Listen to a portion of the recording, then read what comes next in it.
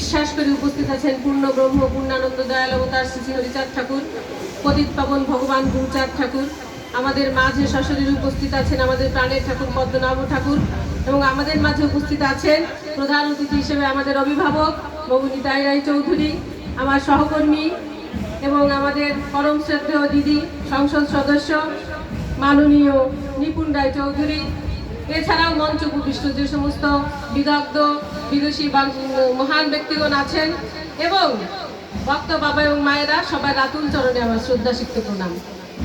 আমার হৃদয় আকাশে গুরুচাঁদ উদয় হয়েছে, তোমার রূপ মাধুরী নয়ন ধরি দেখবো হরিষে।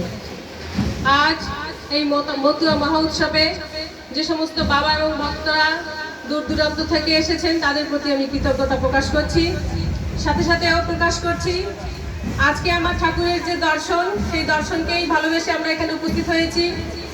এখানে উপস্থিত হয়েছি শ্রী শ্রী হরি গুরুচাঁদ মতুয়া মিশনের এক ঝাঁক গুরুচাঁদ সৈনিকেরা এবং মাতৃসেনারা।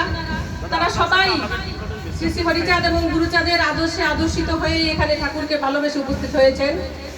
এই ভালোবাসাকে আমরা আমাদের বাস্তব রূপে প্রতিফলন দিতে পারবো যদি আমরা আমাদের ঠাকুরের সেই দ্বাদশ আজ্ঞাকে হৃদয়ে লালন করি, কর্ম দিয়ে সেই দ্বাদশ আজ্ঞাকে পালন করি এবং মতুয়া দর্শনকে আমরা চিরচরিত নিয়মে আমাদের হৃদয়ঙ্গম থেকে ভালোবেসে থাকি।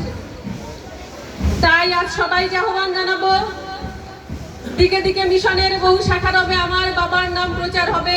আমার গুরুচাঁদ ঠাকুরের যে বাণী, সেই বাণীকে প্রতিফলন হিসেবে আজকে আমাদের এই ভক্ত সমাগম। ভক্তরা সবাই এসেছেন, কেউ মন্ত্রীকে দেখতে এসেছেন, কেউ সংসদ সদস্য দেখতে এসেছেন, কিন্তু সর্বোপরি আপনারা আমার ঠাকুরকে ভালোবেসে এখানে একত্রিত হয়েছেন বলে আমি বিশ্বাস করি। এখানে আমাদের অভিভাবক হয়ে যে বাবু নিতাই রায় চৌধুরী এসেছেন, আমরা তার কাছ থেকে আমাদের দিক নির্দেশনামূলক কথা শুনবো।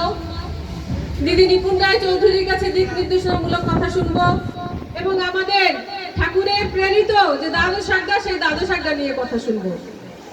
ভালোবাসি সেই ঠাকুরকে যে দ্বারে দ্বারে হরিনাম বিতরণ করে গিয়েছেন, ভালোবাসি সেই ঠাকুরকে ভগবান পতিত পাবন গুরুচাঁদ যে দিক নির্দেশনা দিয়ে এই মিশন করে চলেছেন।